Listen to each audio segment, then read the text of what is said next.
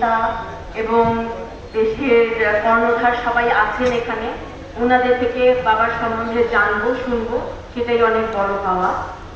তবে আমি এমন কোনো ভালো বক্তা না, আমি চেষ্টা করবো কিছু কথা বলার, সহজ সরল ভাষায় বলবো।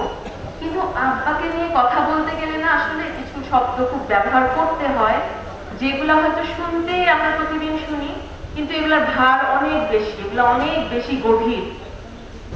আব্বার জন্য যে তিনটা শব্দ বলতেই হবে, তিনি ছিলেন নির্ভীক, তিনি ছিলেন আপোষহীন এবং তার দেশপ্রেমের কোনো তুলনা নেই। ছোটবেলায় অনেক সময় আপোষহীন আপোষহীন কথাটা দেয়ালে লেখাতে দেখতাম, আর মনে হতো আপোষহীন মানে কি। এই আপোষহীন মানে কি আব্বা তার সারা জীবন দিয়ে আমাদেরকে দেখিয়ে দিয়েছেন। সেই যে 60-এর দশক থেকে শুরু, সেগুলো আমরা দেখিনি, কিন্তু যেগুলো আমরা দেখেছি সবসময় দেখলাম আব্বা সংগ্রাম করে গেছেন। আব্বা সাহসের সাথে সব ধরনের অন্যায়ের বিরুদ্ধে শুধু কথা বলে গেছেন। কখনো তাকে ক্ষমতায় দেখিনি, কিন্তু এটা নিয়ে কোনো দুঃখ নেই, বরং গর্ব আছে। ক্ষমতার মোহতার কখনো ছিল না, তাকে লোক দেখিয়ে তাকে কোনোভাবেই ক্ষমতায় নেওয়া যায়নি, কারণ তিনি সবসময় বলেছেন যে ক্ষমতা আমার দেশের মানুষকে তাদের অধিকার দেয় না, সেই ক্ষমতায় আমি যাব না। তিনি ছিলেন নির্ভীক, তার নির্ভীকতার গল্প আমার চেয়ে ভালো বলতে পারবেন এখানে যারা আব্বার সহযোদ্ধা, সহকর্মী, সহ রাজনীতিক বৃন্দ আছেন, তারা আমার চেয়ে অনেক ভালো বলতে পারবেন।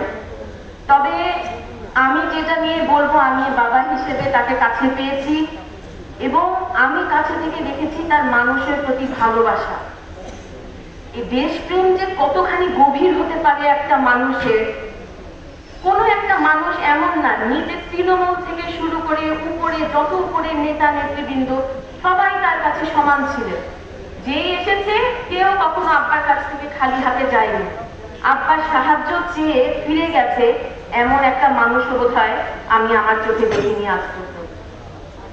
আমি যেটা বলে শেষ করতে চাই, আব্বা আমার বাবা, তাকে আমি বাবা হিসেবে পেয়েছি, বাবা হিসেবে তিনি আমার শ্রদ্ধার, আমার পরিবারের সবার শ্রদ্ধার, কিন্তু তাকে আমি আরো বেশি ভালোবাসি আমার নেতা হিসেবে, আমার আদর্শ হিসাবে।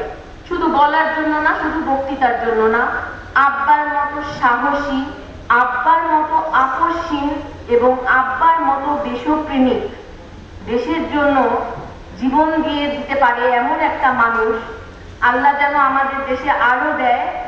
আমাদের সবার মধ্যে যেন তার সেসব বৈশিষ্ট্য আমরা ধারণ করতে পারি।